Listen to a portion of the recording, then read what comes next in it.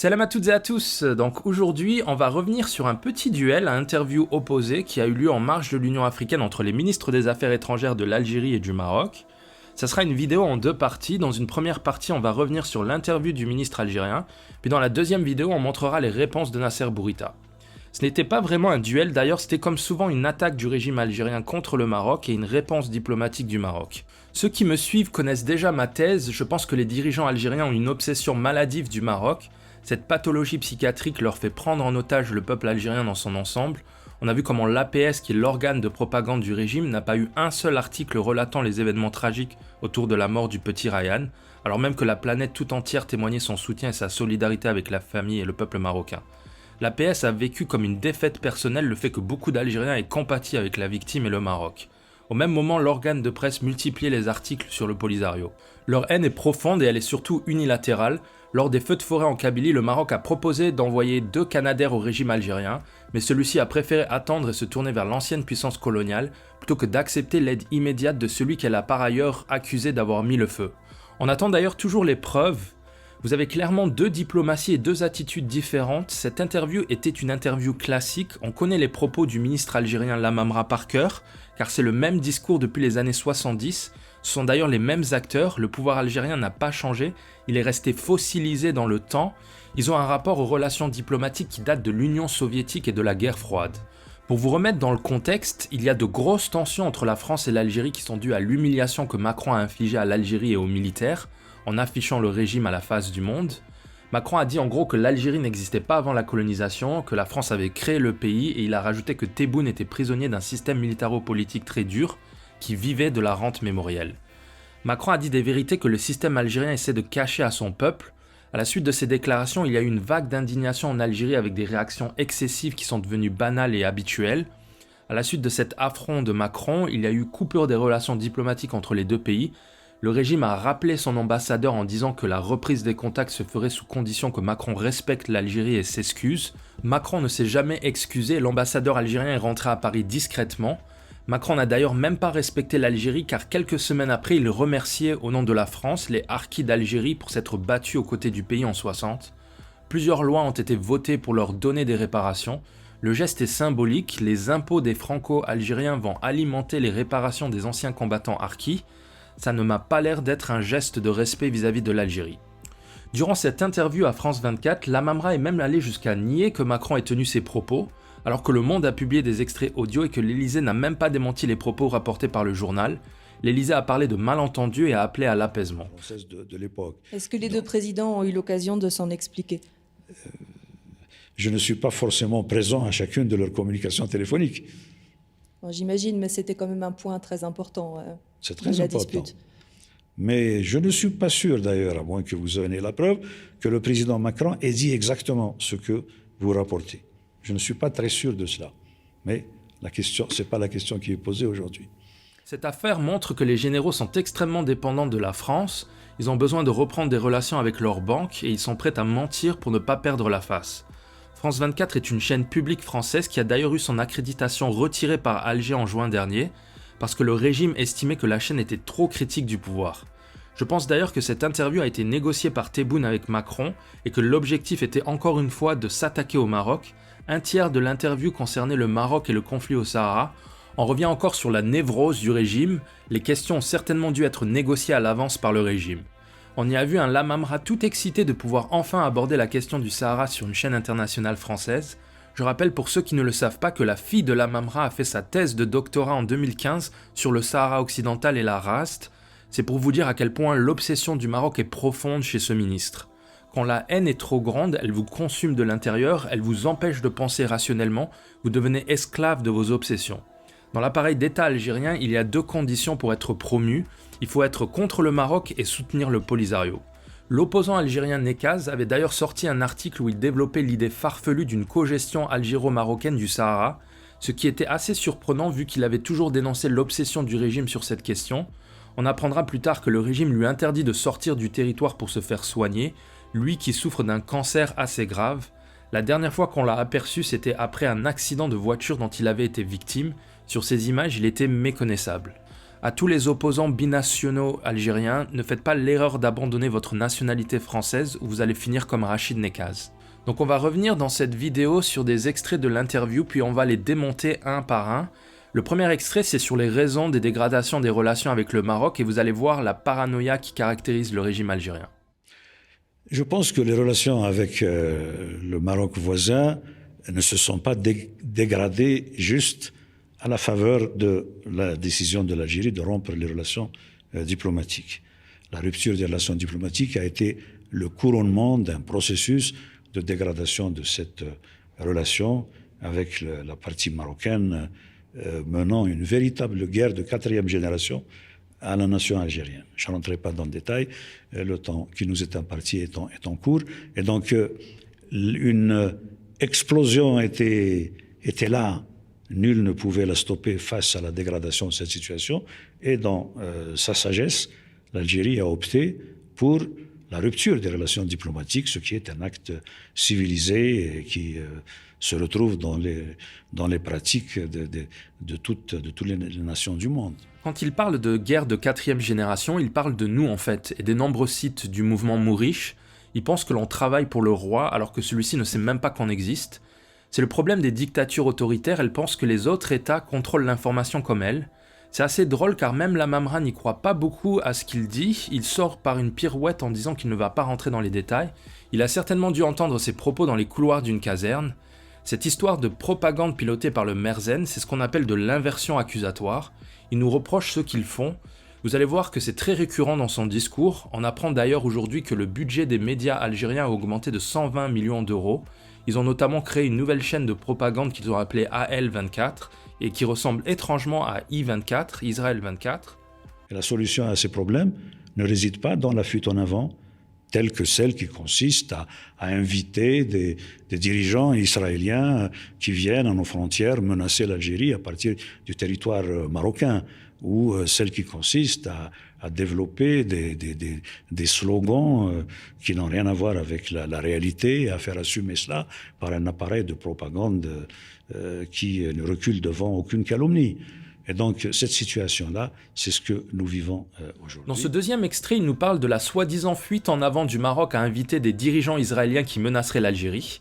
Il s'agit encore une fois d'une grosse paranoïa.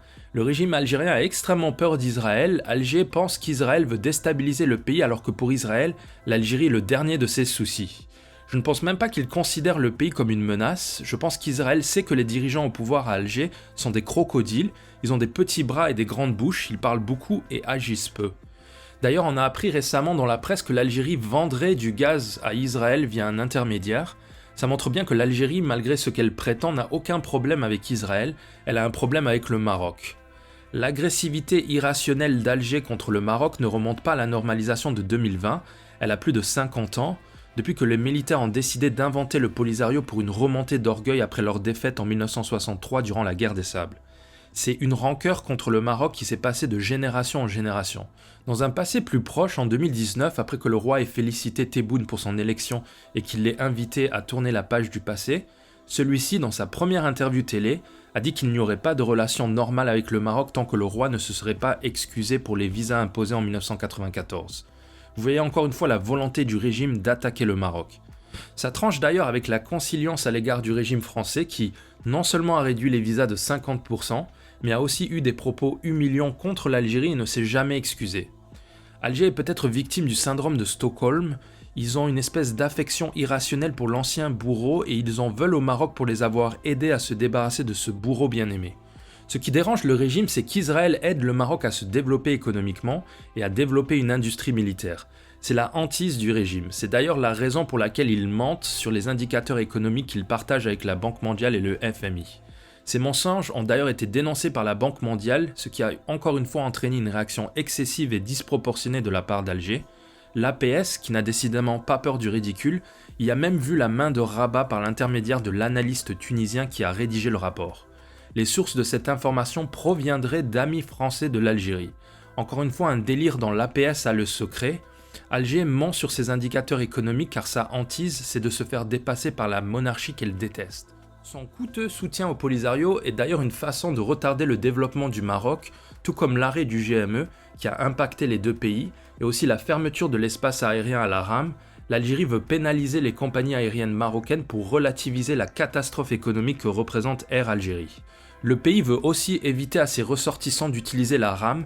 Rappelez-vous en juin 2021, durant la pandémie, comment à l'initiative du roi, la rame avait offert des billets aller-retour au MRE pour seulement 90 €, alors qu'en face, un billet Paris-Alger se négociait autour de 700 €. Ça a été vécu comme une humiliation en Algérie, le régime l'a pris comme une agression du Merzen et il se devait de répondre. En septembre 2021, le pays fermait son espace aérien au Maroc sous le prétexte que le pays avait commandité les feux de forêt en Kabylie. Le régime est prêt à se tirer une balle dans le pied pourvu que celle-ci atteigne le Maroc par la même occasion. Le rapprochement entre le Maroc et Israël et la reconnaissance du Sahara marocain par les États-Unis ont été vécus comme un choc à Alger. Les militaires suivaient à la lettre leur plan machiavélique. Rappelez-vous, en octobre 2020, une caravane du Polisario était envoyée par Alger à Guerguerat. L'objectif était de bloquer la frontière et provoquer un affrontement militaire pour ensuite utiliser l'incident comme prétexte pour accuser le Maroc d'avoir mis fin au cessez-le-feu. Ces événements arrivent d'ailleurs avant la normalisation. Je dis ça pour tous ceux qui placeraient la normalisation avec Israël comme le point de départ des tensions entre les deux pays. Le Maroc attendra 3 semaines pour intervenir afin de donner du temps à la partie mauritanienne et à l'ONU pour négocier. Après l'intervention des phares, Alger passe à la deuxième phase de son plan machiavélique. Le régime accuse le Maroc de s'attaquer à des civils, le Polisario annonce la fin du cessez-le-feu. Quelques semaines plus tard, le Maroc, qui en a assez des manigances d'Alger, signe les accords d'Abraham et tourne définitivement la page du Maghreb. Il faut se demander si ceux qui développent des coopérations militaires avec des puissances militaires étrangères n'ayant rien à voir avec la région nord-africaine ne sont pas ceux qui parient sur le pire. Alors justement, de ce que vous voyez côté marocain, est-ce que vous avez l'impression que le Maroc, lui, a envie, peut-être, de faire la guerre?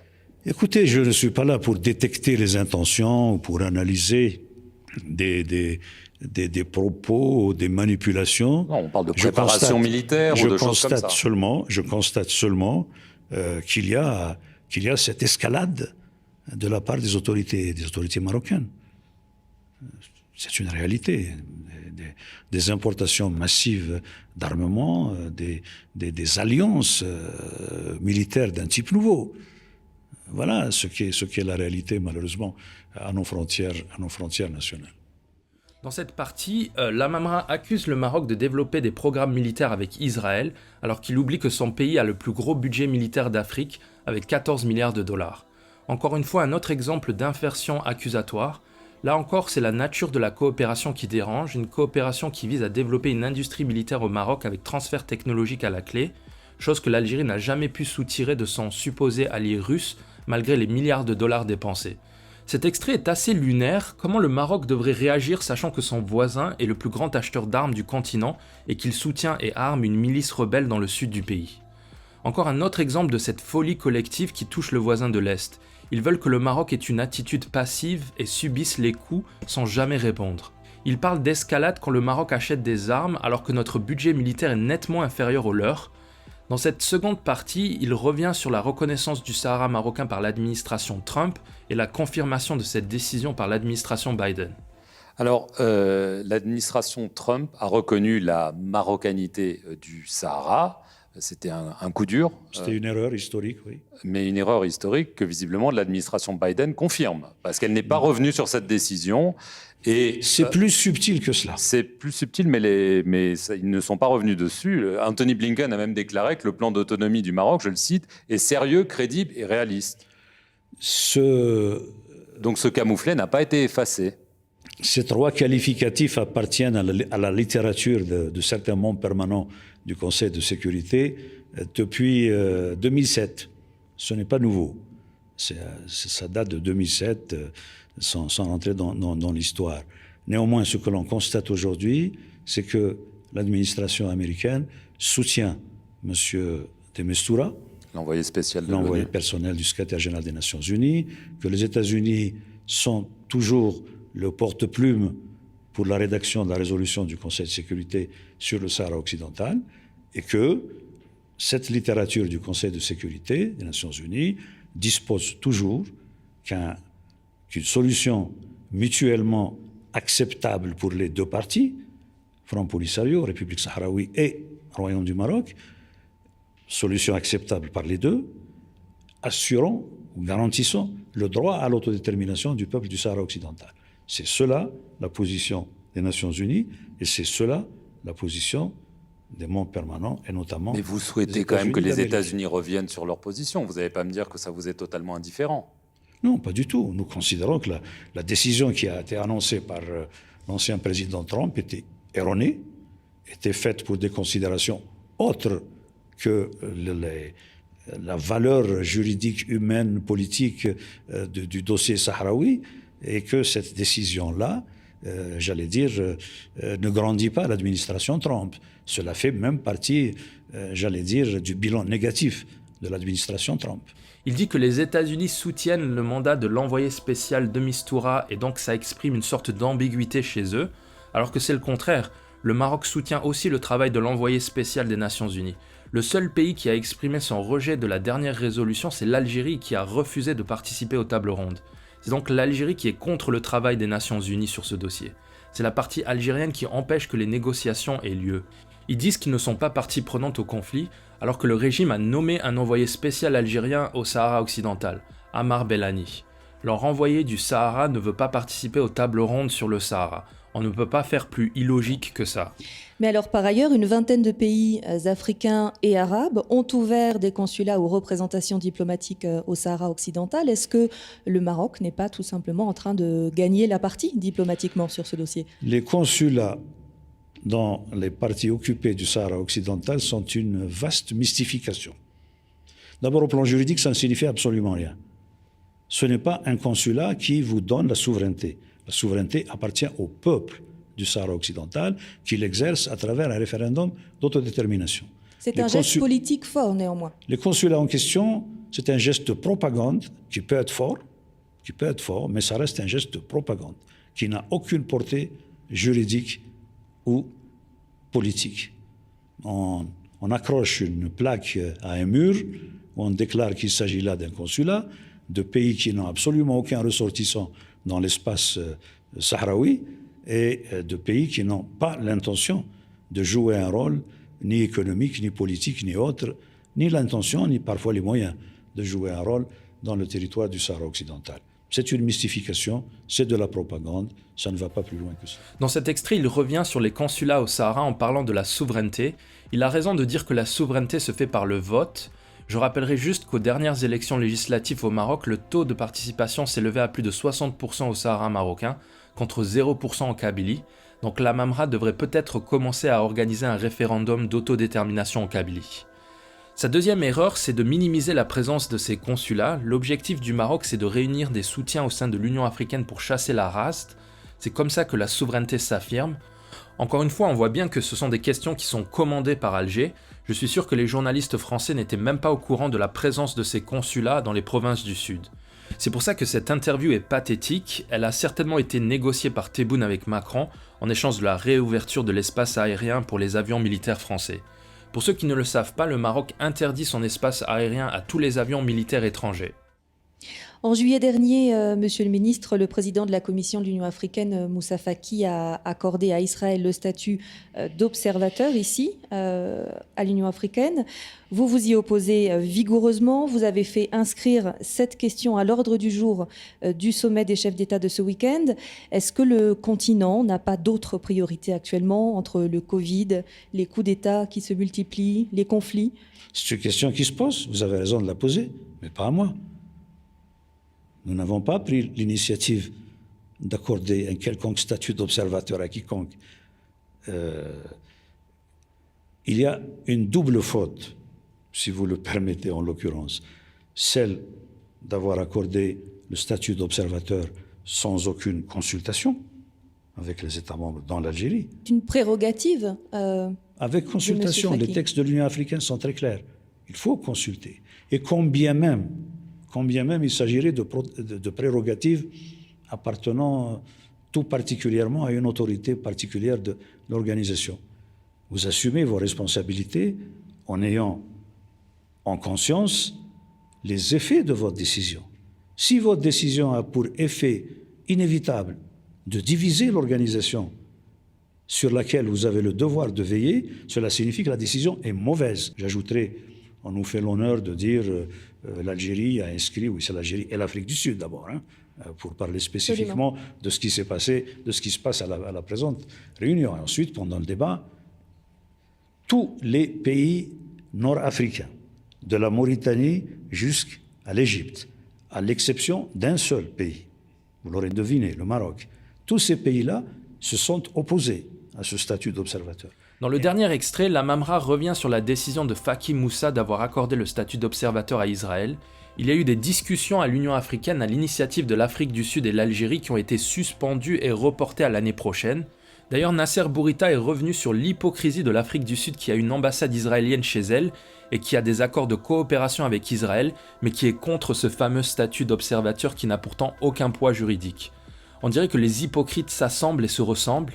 La presse algérienne a d'ailleurs relayé une fake news en disant que le statut d'observateur d'Israël avait été suspendu. Ce sont les discussions autour du statut d'Israël qui ont été suspendues.